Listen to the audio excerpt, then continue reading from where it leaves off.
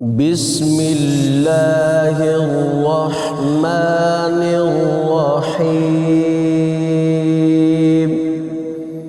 ألم نشرح لك صدرك ووضعنا عنك وزرك الذي أنقض ظهرك ورفعنا لك ذكرك فإن